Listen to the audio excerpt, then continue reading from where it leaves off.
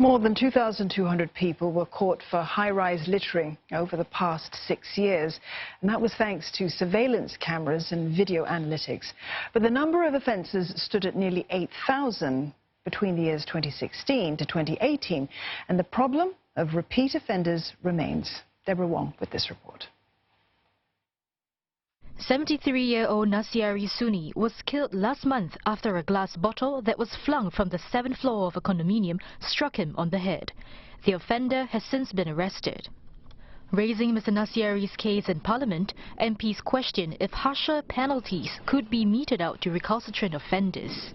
Would NEA be open to working with HDB to repossess the flats of recalcitrant high-rise litterers, because really they pose a danger to the rest of the residents?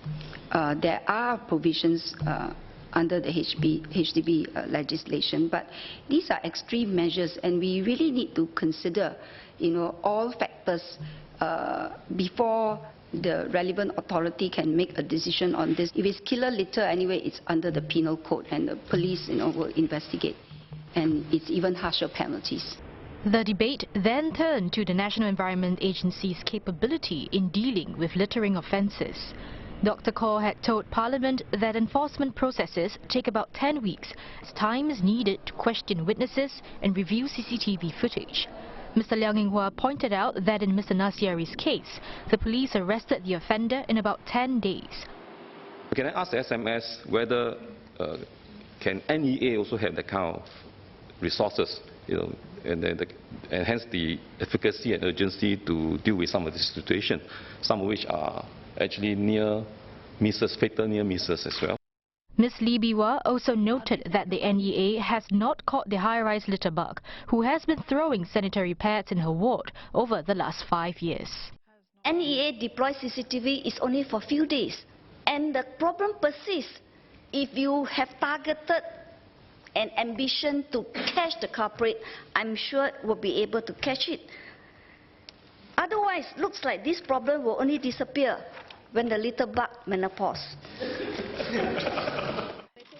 Dr. Kaur defended NEA's enforcement efforts, as the cameras have increased successful enforcement action by 120 times since 2011. But she said that resources are limited. With stakeout, you can't be there 24/7, so it really depends on intelligence from the ground for such effective stakeouts. But having said that, I think deployment of surveillance camera is really not the panacea. How effective we are with the surveillance cameras also depend on the information given. She urged witnesses to come forward to provide statements when asked, as this increases the chances of catching offenders. Dr. Kaur also said that enforcement action isn't enough.